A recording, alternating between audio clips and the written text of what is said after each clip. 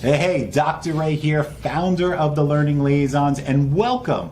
Welcome to our Wednesday evening math sessions featuring our math specialist and your math specialist, Amy Sink. In the next hour, Amy has put together a sample set of approximately 10 practice questions that run the gamut from kindergarten levels all the way through 12th grade high school math. Now, I know you are attending here, watching this, and you're like, well, I'm doing elementary in Texas, or I'm doing elementary in Praxis, or I'm doing high school math in Florida, or middle school math in Texas. And what's going on here, right? So we're doing these sessions to help you guys out and provide you with different ways to look at problems and to build that confidence. Because here at the Learning Liaisons, one of our major objectives is to clear up the testing confusion, give you the support you deserve in order to nail your exam and be done with it. So our focus is on math. Now, are we going to be just focusing on high school math the whole hour or elementary? No. We've got a mixture here. Now, Amy's going to go through a bunch of problems. You're going to have the opportunity to download those as a PDF. So when Amy starts, just pay attention to the screen. We're going to have a message there for you so you can download the PDF in case we don't get to all the problems or want to practice on your own. She's going to do her best to go across all different grade levels. If you have a question, you feel free to ask Amy your question as well. We're teachers here too, so we can multitask. Our job is to make sure that we give you what you need to be successful. But if you're like, dang it, I didn't have any questions this week, don't worry. We'll be here next Wednesday night as well. So bring those questions with you if you want, and you could ask Amy away. Because here at the Learning Liaisons, we pride ourselves in providing you guys the support you need to pass your exam. So whether you're our Florida teachers here with our FTCE exams, our national exam Praxis peeps, big shout out to you guys out there too, and especially our newcomers to the Learning Liaisons brand, TExES Prep. So whether you're elementary, middle school, and high school, we've got your back. So sit back, relax, grab your popcorn, get ready to learn some math, and stay tuned for the end because I'm going to jump back on to close this out. And I got a special surprise for you guys who really want to get the real deal prep and get everything you need to be successful and practice, clear up that confusion, and pass your certification exam on the next attempt. So, welcome to the Learning Liaisons community. Always remember, it's when you pass, not if you pass. So without further ado, let's turn it over to the reason why you're here, Amy. You with us, Amy? Let's get going. Hey everybody, welcome to Math Wednesday. I'm so excited that you're choosing to spend your Wednesday night here with me, prepping for your exam. So before we get started, I always like to know where you're from and what test you're prepping for because it helps me guide our conversation tonight. While the problems are set and they are already like preloaded into my iPad, if I know what test you're prepping for, it really helps me with those rabbit trails. So if I know that we have a whole bunch of people doing K6 or a whole bunch of people doing the GK or whatever, it helps us guide that conversation. So let me know in the comments where you're from and what test you're prepping for. I'm from Central Florida, and I am a math coach here in Central Florida. And I have my master's degree in educational leadership. So that's a little bit about me. Welcome, Keone. I hope I said your name right. But like Dr. A said, we are here to help you pass your test because it's not if you pass, it's when you pass. So without further ado, let's get going with our first problem. Before I solve this first problem, if you have any questions while we're solving these problems, please don't hesitate to ask. I love to answer questions and have conversations with you guys. So if you have any questions, please don't hesitate to ask. I'm more than happy to answer them. Hey, Latricia, GK from Jacksonville, GK from Central Florida. You're from Central Florida too.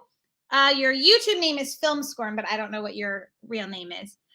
Joseph, Praxis 7 through 12. Awesome. So we've got a whole wide gamut of people prepping for a variety of different tests. So this is going to be fun. All right, let's get going. First problem we're going to do is, wrong button. The first problem we're going to do is a probability problem.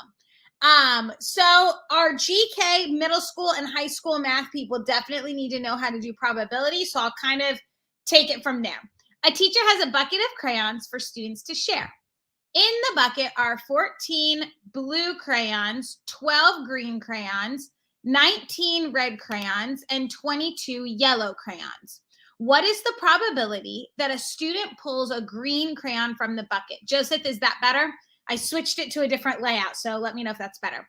A teacher has a bucket of crayons for students to share. So we've got this bucket, and what I'm imagining whenever I'm doing probability is what's happening, because I like to call these problems story problems, because really it's just a story of something that's happening.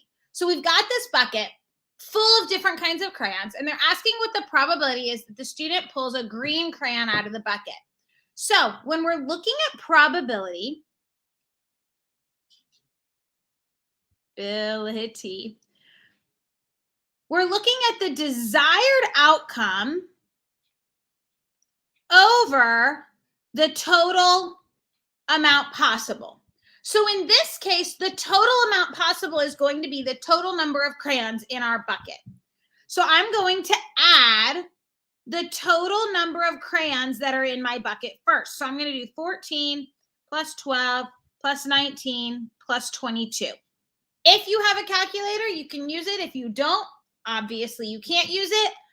Your study guide, your study companion, your blueprint, depending on where you're from, it's called a different thing everywhere. It'll tell you if you're allowed to have a calculator or not. GK is definitely allowed to have a calculator. K6 is not allowed to have a calculator. Those are the only two I have on the top of my head. So our total is 67. Now, what is our desire? Our desire is for a green crayon. If we look at the question, it says, what is the probability that they pull a green crayon from the bucket? So the desired outcome is for a green crayon to be pulled out of the bucket. Green crayon is 12. So the desire is 12. Our total is 67. So the answer is B. Now, okay, I was hoping that I had this problem next. That is a very simple version of probability. The next problem is going to show a little bit more complex version of probability. It's the same exact problem. So, teacher has a bucket of crayons, same number of crayons. 14 blue, 12 green, 19 red, 22 yellow. We already know that that's a total of 67 because we just did that. So remember, probability, I'm going to just copy and paste this. Probability is desired outcome over total. So my desired is, we don't know yet, we haven't read the problem, but my total is 67. So let's read the problem. What is the probability that a student pulls a green crayon from the bucket, leaves it on her desk, and then pulls a yellow crayon out of the bucket? Interesting problem. We've got two probabilities here. We've got probability number 1 and probability number 2. When this happens, we're actually going to multiply. So I have probability number 1 times probability number 2. So both of them are going to be represented as a fraction, desire over total. However, what I want you to recognize is that the child is leaving the green crayon on her desk. So how many crayons are in the bucket when she goes to pull the yellow crayon out of the bucket? There's only 66 in the bucket now because she pulled the green crayon out, left it on the desk, and then went for a yellow crayon. Now, if she pulled the green crayon out of the bucket, colored with it, and put it back in the bucket, then this number would be 67. But you have to pay attention if it's with replacement or without replacement. So the desire is the green crayon first. So this is green, and this is yellow. Green crayon is 12. Yellow is 22. So now I can just multiply these fractions straight across, because remember, when we're multiplying fractions, we don't have to have common denominators. I'm going to go ahead and again just use my calculator for the sake of time. I want to get as many problems as we can. So 12 times 22 is 264. 67 times 66 is 4,422. Now, I want you to think about this one. What if the student pulled a green crayon out of the bucket, left it on her desk, and then tried to pull another green crayon out of the bucket? What would that be? Well, we would still have 66 crayons down here because we left the green crayon on our desk. But this number would not be a 12. It would be an 11 because she left that green crayon on her desk and then she went after another green crayon. So we would have to subtract 1 from that 12. Lots of different options for probability here, but I just wanted to hit them all because you've got a lot of options when you go take that test. All right, let's move on. Like I said before, if you have any questions at all, please, please, please don't hesitate to ask me in the comments like Joseph did. He said the screen was not big enough. I don't know that because I'm not looking at the screen. So thank you for that feedback. Please let me know if you have any questions. I'm more than happy to answer them as we're solving these problems. All right, if f of x equals 3x squared minus 4x plus 9 and g of x equals 2x minus 7, what is the value of g of f of 2? I'll read that again. If f of x equals 3x squared minus 4x plus 9 and g of x equals 2x minus 7, then what is the value of g of f of 2? So when we're looking at this means, how am I best going to describe this? This means that I'm taking the value of f of 2 and I'm putting it in for g of x. A lot of people misinterpret this as g times f of 2 or g of 2 times f of 2. And none of those are correct. This is f of 2 and then put that value in for g. People get real confused with these, and I want you to just isolate it, and that makes it a little easier to see. So I'm going to start with the inside parentheses first, because in order of operations, that's what we do. We start with that inside parentheses first. So f of 2. Well, if we think about this, f of x equals 3x squared minus 4x plus 9. So if we're replacing the x with a 2, then I'm going to replace the x with a 2 in the entire equation. All this is them saying, solve the equation when x equals 2. And then they give you this equation and then you solve it. That's exactly what we're doing. It's just a more technical way to represent it. So my GK people and even my K6 people, you would have to do it this way. For my middle school and high school people, you're going to have to do it this way, but it's the same exact problem. Okay, let's go ahead and finish this. 3, remember, order of operations says, I see your question, I'll answer it in 1 minute. This says PEMDAS. So parentheses, exponents, multiplication, division, addition, subtraction. So I'm going to do those exponents first. 3, 2 squared is 4, minus 4 times 2 plus 9. 3 times 4 is 12. 4 times 2 is 8, plus 9. Now, when we get to this part, it says that addition has to come before subtract. Well, it says addition is before subtraction. However, they're married. They don't have to be done in that order. Once you cross off all of these, and multiplication and division are married too, so it behaves the same way. Once I get to addition and subtraction, I'm going to do whatever comes first when I read the problem from left to right. So I'm going to do 12 minus 8 plus 9. I'm not going to do 9 plus 8 and then minus 12. So 12 minus 8 is 4 plus 9 equals 13. Am I done? No, I'm not done yet. I'm now going to take that value and put it in for g of x, because what I just did was I solved for f of 2. And now I'm going to substitute the 13 because f of 2 equals 13. If they're the same, I can substitute. So now I can substitute this value for 13 because they equal each other. So g of 13 equals 2x minus 7. I'm going to substitute the 13 in. 2 times 13 is 26 minus 7. 26 minus 7 is 19. So our answer is C. All right, I see a question for this one.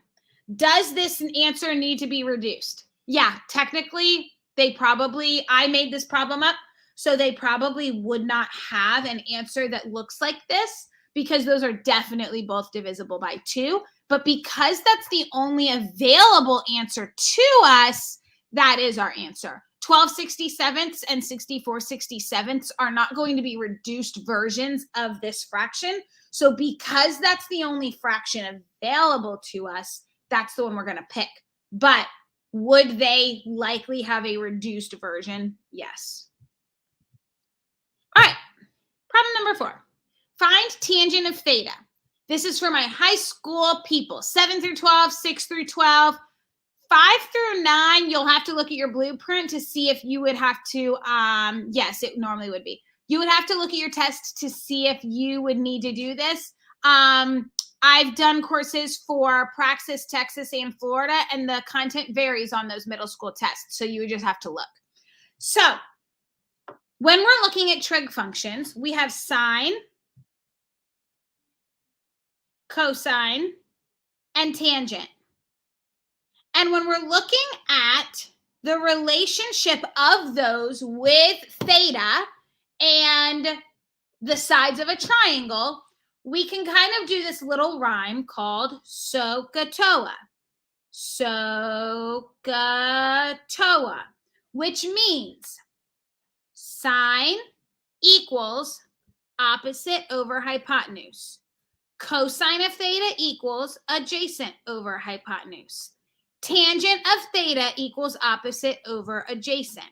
So if I'm trying to find tangent of theta, I'm trying to find opposite over adjacent. So I'm going to look for the side that's opposite and adjacent of theta. So when I'm looking at an angle, opposite is going to be opposite of that angle, so I can draw an arrow to it. Adjacent is going to be next to it, and I know what you're thinking already. You're thinking, but there's 2 sides next to it. You're right, but this only works with right triangles, so this is a right triangle theorem. So because of that, and this should be labeled as a right triangle, this is our hypotenuse. So the H is going to be the side that's across from that 90-degree angle. So this is always going to be hypotenuse no matter what angle is theta, and then opposite and adjacent. If we were to look at this being theta, then this would be opposite and this would be adjacent. So let's go ahead and look at what we're looking at. Theta, opposite is 5. Adjacent is 16. So our answer is A. If I had switched where theta was, tangent of theta would be 16 because that would be opposite over 5. Let's do a little practice. What would sine of theta be? What would sine of theta be? We know sine is opposite over hypotenuse, so SOHCAHTOA. Opposite is 5. Hypotenuse is x. So our answer in this case would be 5 over x. All right, let's keep going. The diagram to the right shows the foods 85 students like, where the options are apples, strawberries, grapes, and any combination of the 3. What fraction of students selected more than one type of food? So this is I just dropped my pen on the floor. This is a triple Venn diagram, which means we've got 3 things being compared into a Venn diagram. Normally, when we look at it, the diagrams look something like this. Whoop and whoop. And then this section right here is that section that's shared by this circle and this circle. But in this case, we have 3. So they've told us that this is the diagram of 85 students. The first thing I'm going to do is check to see if all 85 students like fruit or if we have some outliers. So 14 plus 7 plus 24 plus 12 plus 13 plus 6 plus 9, 85. Now, for this question, we didn't need to know that, but sometimes they might say, what percent of students didn't choose anything with the total being there?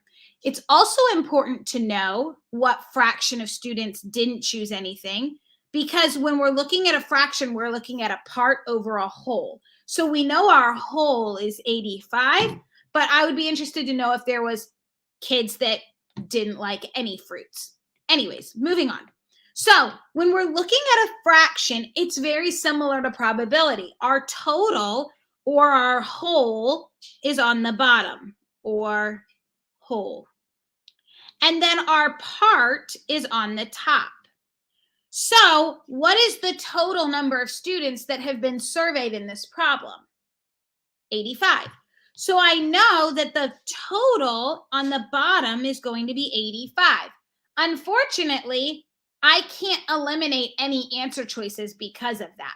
I'm actually going to shift this screen just so that you can see the answer on the bottom, and I'll go back to that bigger screen in a minute.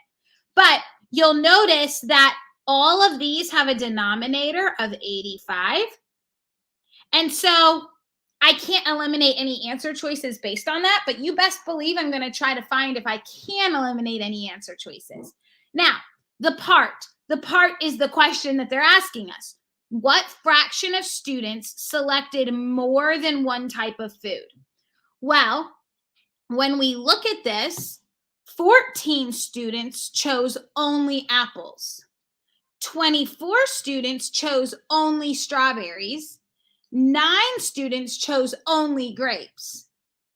But then when we look at these other numbers, what does this number represent? 7 are the number of students who chose apples and strawberries, grapes and strawberries, apples and grapes. And what does this fancy number in the middle mean? That's the number of students that chose apples, strawberries, and grapes. So, which of these numbers are we going to use for our part? We're going to be using anything that is overlapped, because it asked us what fraction of students chose more than one food. Well, these students chose 2, and these students chose all 3. So I'm going to add those up, and that's my answer. So 7 plus 12 plus 13 plus 6. And I'm going to use my calculator so I don't make a silly mistake. 7 plus 12 plus 13 plus 6, 38 out of 85. Now, what if it asked us what percent of students selected more than one type of food? What if it asked us what percent of students chose more than one type of food? Well, the answer wouldn't be 38 in that case. We would have to convert this into a percentage. And how would I do that? Well, if I have a calculator, I'm literally going to type in 38 divided by 85, because this is just a division symbol with a number on top for the dot and a number on bottom with a dot. So I'm going to type in my calculator 38 divided by 85, and I get 0.4470 dot, dot, dot, dot, dot.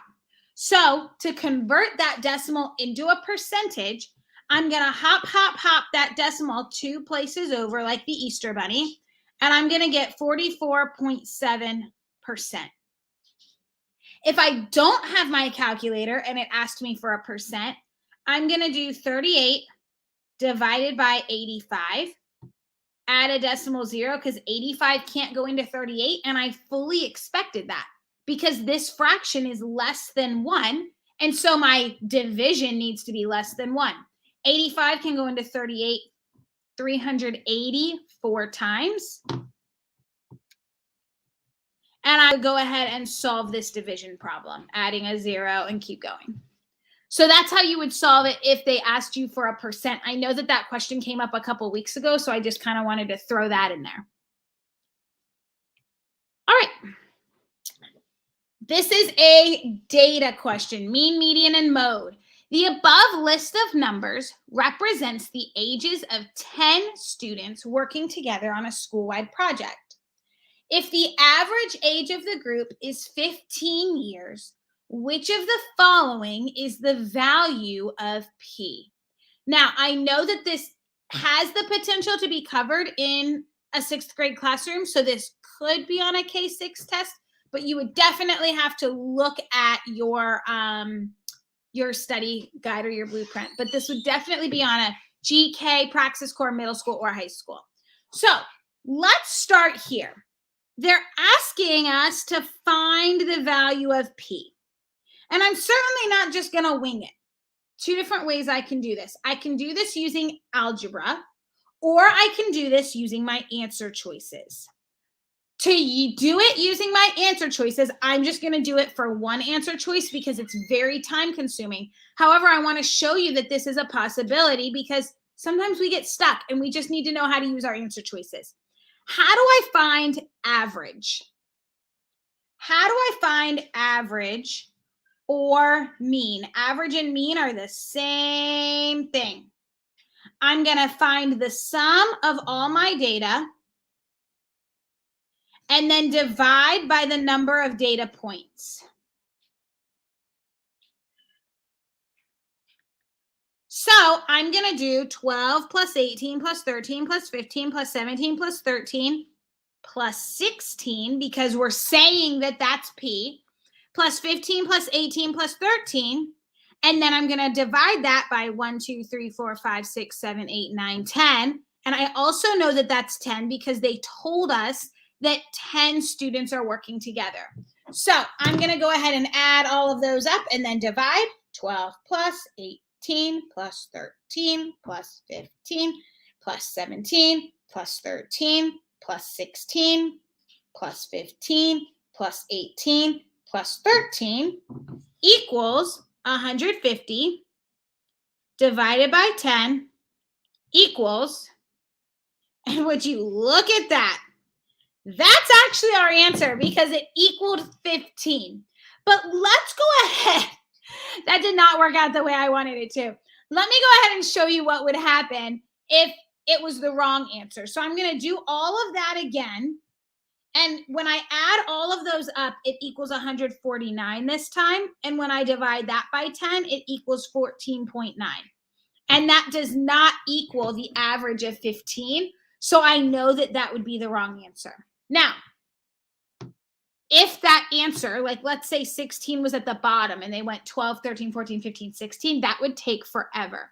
Let me show you how to do this algebraically for those of you who are algebraically minded. We would do 12 plus 18 plus 13 plus 15 plus 17 plus 13 plus 15 plus 18 plus 13 plus P. I put the P at the end just for like continuity's sake. Divided by 10, because I know that when I find average, I'm adding everything together and then dividing by however many there are. And what did they tell us the average equals?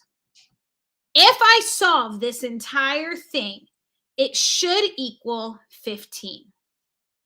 Now let's add just what the top is. Let's just add this section right here. Get out my handy dandy calculator.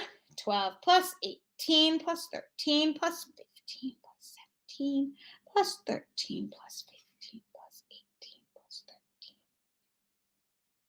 13. 134. So I have 134 plus p, don't forget that, divided by 10 equals 15. Now, how do I unlock that p from numerator jail? I'm going to multiply both sides by 10 because right now what's being done to that numerator is it's being divided by 10. And to undo that, I can multiply both sides by 10. To undo division, we multiply. So 10 divided by 10 is 1. Multiply this side by 10, and I get 134 plus p equals 150. Subtract 134 from both sides, and p is going to be 16.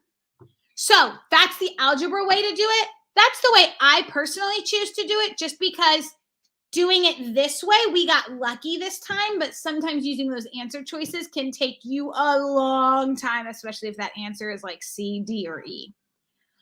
All right, let's keep going. Simplify.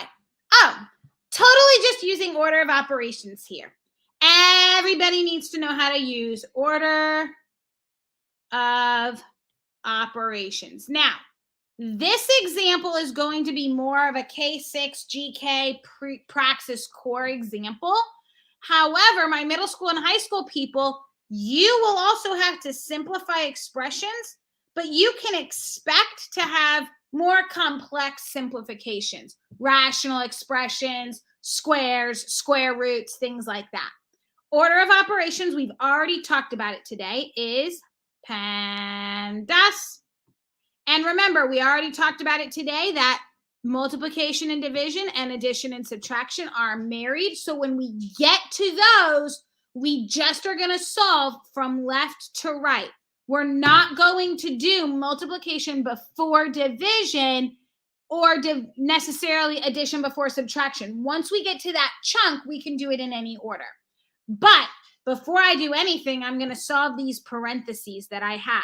So 3 minus 9 is negative 6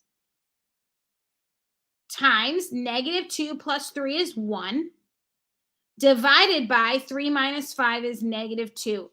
Does anyone have a question on how I got those 3 parentheses before I move on? Because I don't want to move on with a problem like this. If anyone is confused on how I got either any of those answers. All right, let's keep going. And if I'm moving on too quickly, got to let me know in the comments. I think there's a bit of a delay, so you got to let me know in the comments, and I'll stop and go back. Now I have negative 6 times 1 divided by negative 2. I am just going to go from left to right. I am not going to do division before multiplication or multiplication. I'm just going to go from left to right. So negative 6 times 1 is negative 6 because a negative times a positive equals a negative. A negative times a negative equals a positive. And the same operation rule works for division. Divided by negative 2. A negative divided by a negative is a positive, so I get positive 3. Excellent job. Let's keep going. Linear functions. I just love linear functions. All right, let's go ahead and solve this problem. Which of the following describes the relationship between these two lines? Negative 2x plus 3y equals 8, and 4x minus 2y equals 7. These are both written in standard form. And I'm going to change my pen color because I do not like that pen color. Let's go with a nice purple. These are written in standard form. Standard form gives us no information, really. I don't love standard form for lines other than the fact that it looks pretty because it doesn't give us any information right off the bat. We can use slope-intercept form or point-slope form to give us the most information without having to do any work. So, slope-intercept form gives us just what you think it would, the slope and the intercept. Mathematicians are not that creative when they name stuff. Y equals mx plus b. where m is your slope and b is your y-intercept, not your x-intercept, your y-intercept.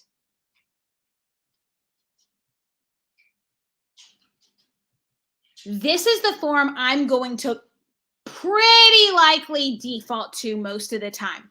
I'm going to default or fall back on slope-intercept form when I'm simplifying or manipulating an equation to get the most out of it.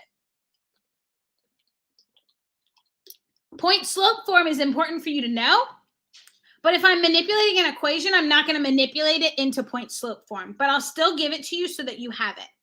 Point slope form equals y minus y1 equals m times x minus x1, where m is your slope and y1, x1 is the point that they're talking about. It's just any point on that line. But as you can see, that's not as easy to manipulate into. What I'm going to do to figure out the relationship between these two lines is I'm going to put them both in y equals mx plus b form. I'm going to isolate that y variable and get it into slope-intercept form so that I can see their slopes. So negative 2x plus 3y equals 8. I'm going to add 2x to both sides. You're like, why are you doing that first? Because I'm trying to get the y by itself.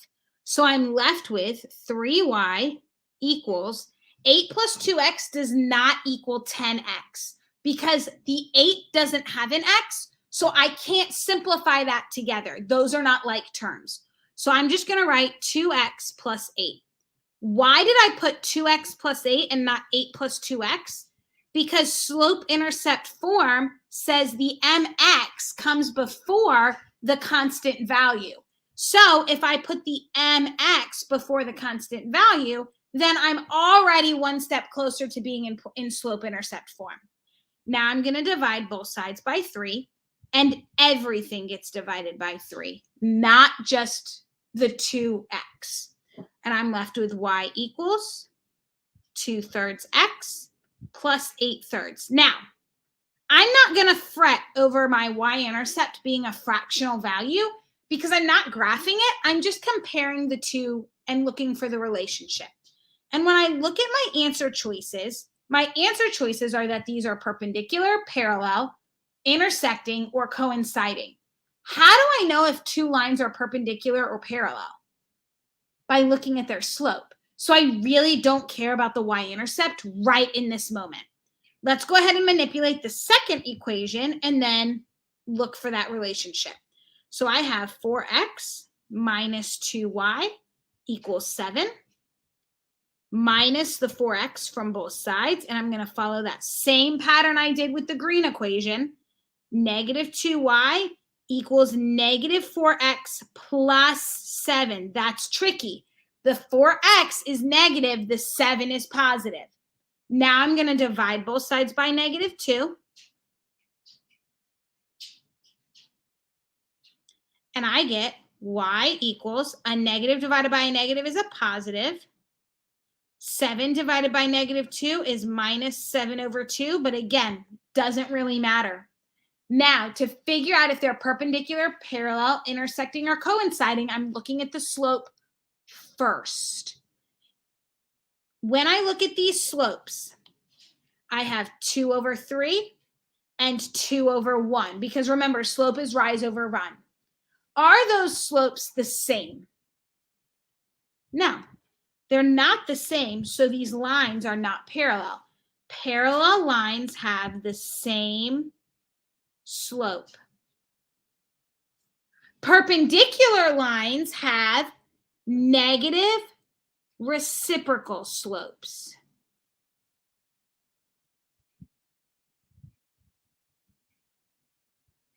Which means if the slope of line A is 2/3, then the slope of line B is going to be negative 3/2.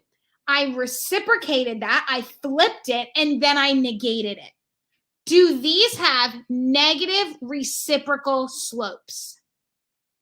No, because the negative reciprocal to this would be -3/2, and the negative reciprocal to this would be -1/2.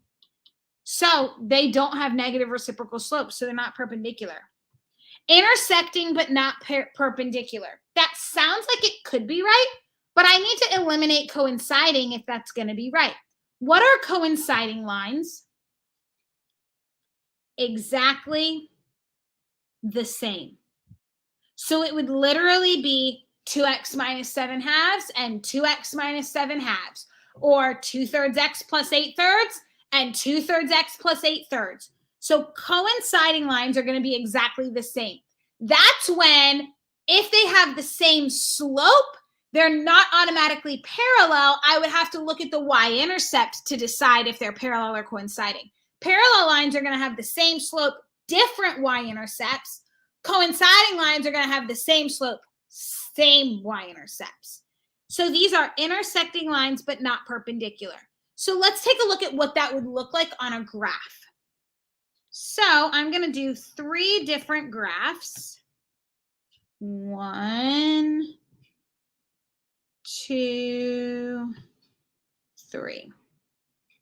So these would be parallel lines, same slope, but intersecting that y-axis in 2 different places, which means they have different y-intercepts. These, I'm going to do my best to get this accurate. Those would be perpendicular. It creates that 90-degree angle there. Those would be coinciding because they intersect, but they don't intersect at that 90-degree angle, and the slopes are not negative reciprocals. And then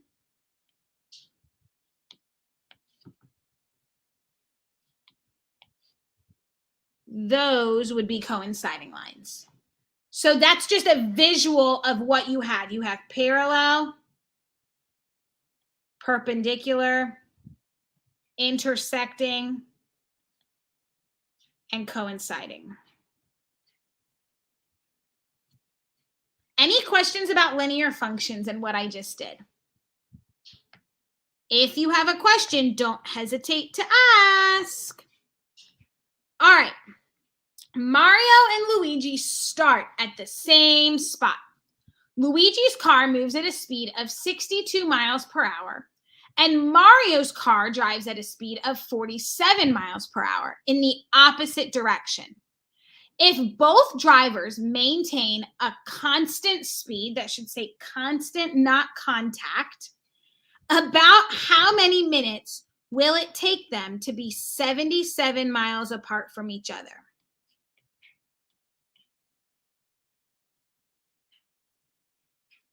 All right, so this screams distance equals rate times time.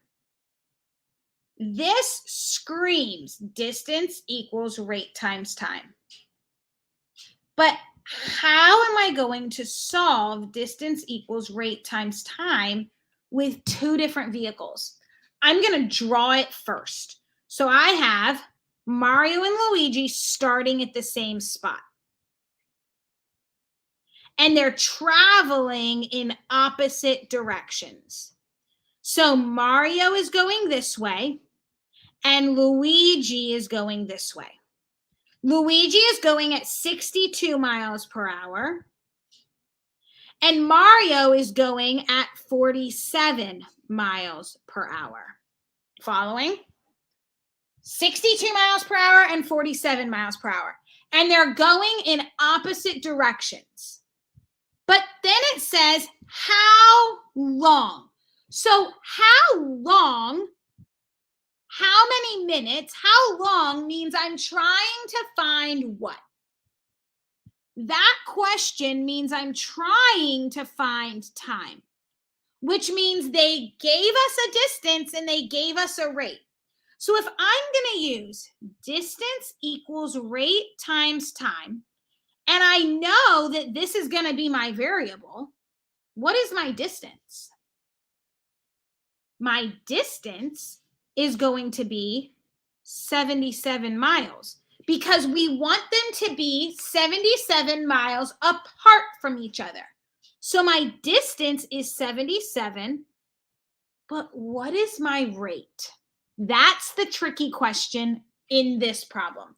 What is my rate?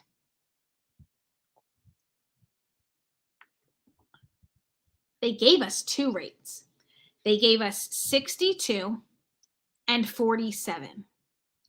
Now, I want you to think about it. If they're going in opposite directions, this car and this car, after 1 hour, how far apart are they going to be?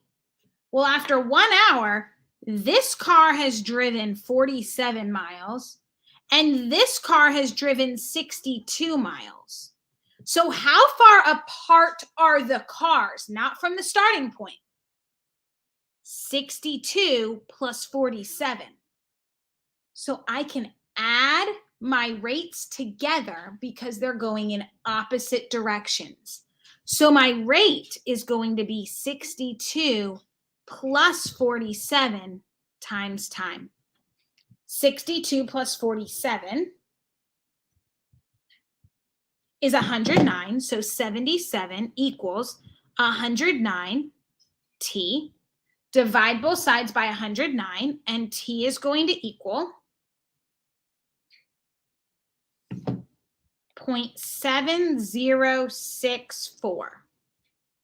What does that represent? That represents how many hours, because remember, our rate was in miles per hour, so this is time represented in hours. So how am I going to convert that into minutes? Because it asked us how many minutes it's going to take them. Well, if 1 hour equals 60 minutes, and I've been given hours, how do I get from hours to minutes? I multiply. 1 times 60 equals 60. So if I multiply 0.706 by 60, I can get how many minutes? And that equals 42.3. So our answer is 42. Now, I want you to think about this. If they were moving in the same direction, let's copy and paste this problem. If they were moving in, I'm going to erase that, erase that. If they were moving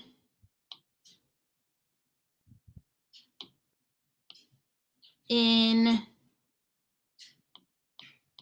the same direction, how would we solve it? Well, if they were moving in the same direction, then I have one car going 47 miles per hour and another car going 62 miles per hour. So after 1 hour, how far apart are they? Well, this car is going to be here and the green car is going to be here. They're not going to be very far apart from each other because they're going in the same direction. So if these are my two cars, they're going, and the white car is going a little faster than the black car, but in that case, they're not very far apart.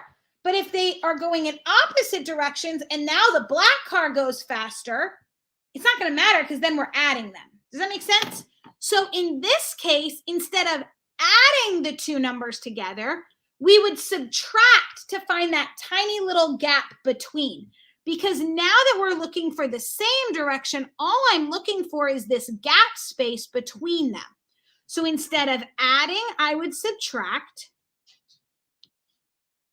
And 62 minus 47 would be 15. 77 divided by 15 would be 5 hours. And then I would multiply that times 60 to find how many minutes it would take them to be 77 miles apart. All right. How many solutions does the equation below have? This is a problem that you can actually solve in less than 10 seconds because I can look at it and see that because it's just an X, I know that I'm not going to have two answers. So already I know I'm not going to have two answers because it's not X squared. In order to have two solutions, I have to have a parabola. So in order to have two solutions, I have to have a parabola where it's crossing the x-axis twice. Let's go ahead and simplify this and see what we're working with. So I'm going to distribute this and I'm going to distribute this. So I have negative 6x minus 12, and then I'm going to keep everything else the same on that side. And then I have 2x plus 10, and I'm going to keep everything the same on that side. Now I'm going to simplify. I'm going to combine like terms. So I have negative 7x, and then negative 12 plus 3 is going to be negative 9 equals 2x, and then this is going to equal plus 6. Subtract 2x from both sides. Add 9 to both sides. I get negative 9x equals 15. Divide both sides by negative 9, and I get x equals something, which means we have one solution. Now, the reason I had to solve it was to make sure that this equation actually worked, and it didn't get something like 5 equals 7.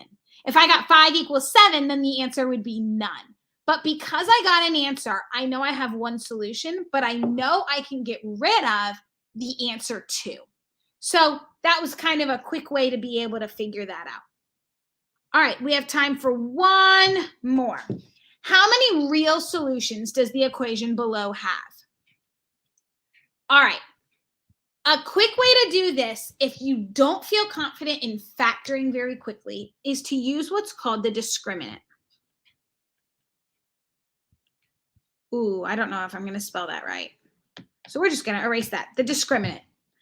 So the discriminant is a piece of that quadratic formula that we can use to find zeros. And the quadratic formula is negative b plus or minus the square root of b squared minus 4ac all divided by 2a. But this piece right here is the discriminant. It's the part under the radical. Why is that important? Because if this piece equals 0, if b squared minus 4ac equals 0, then I have one real solution. Why? Because think about this. If I have negative b plus the square root of 0, it's 0. If I have negative b minus the square root of 0, then I have 0 also. So I'm getting the same thing, which means I'm only going to have one solution. Now, what if I have b squared minus 4ac equals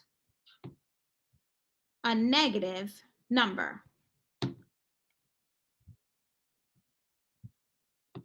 I would have no real solutions. I would have imaginary solutions. Why? Because I can't take the square root of a negative number.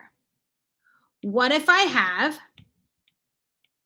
b squared minus 4ac equals a positive number?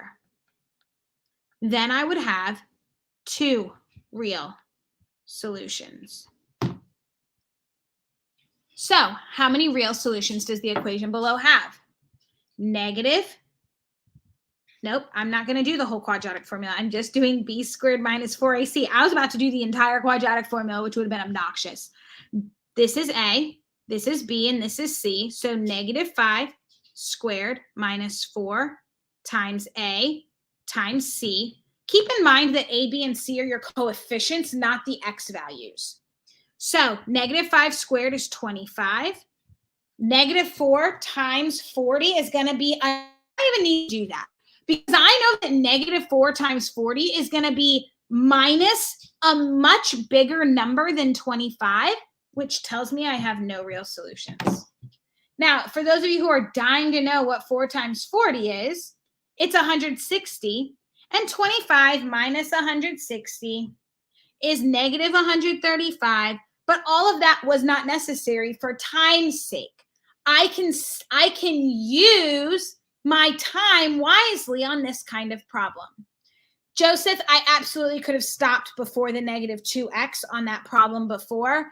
And yes, again, I forgot to upload them into Dropbox. So I will upload the PDF into Dropbox, and then I will comment on the YouTube video with the link. So for those of you looking for the PDF of these problems, I will comment on the YouTube video with the link to access these PDFs if you want to try to practice these problems again. But it will be after the video is already uploaded. So, any other questions for tonight?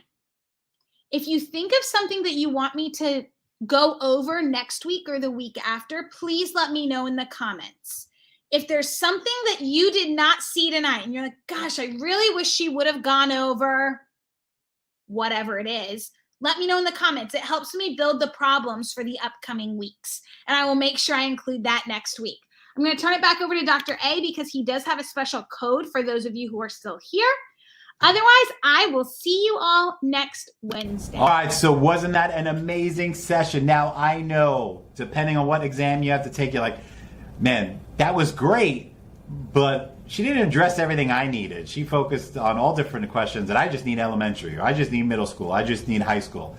Don't worry. Since you're still with us, I've got a special surprise for you. If you use the coupon code, all capital letters, SINK35, that's SINK 35, that will take off 35% off any of our prep courses on our website at the Learning Liaisons. Doesn't have to just be math. It could be anything that you need that we offer. And this is going to be an ongoing deal for you guys who attend these live sessions because these are great. I'm sure Amy opened your eyes to some new concepts, some new ways to tackle problems, building that confidence.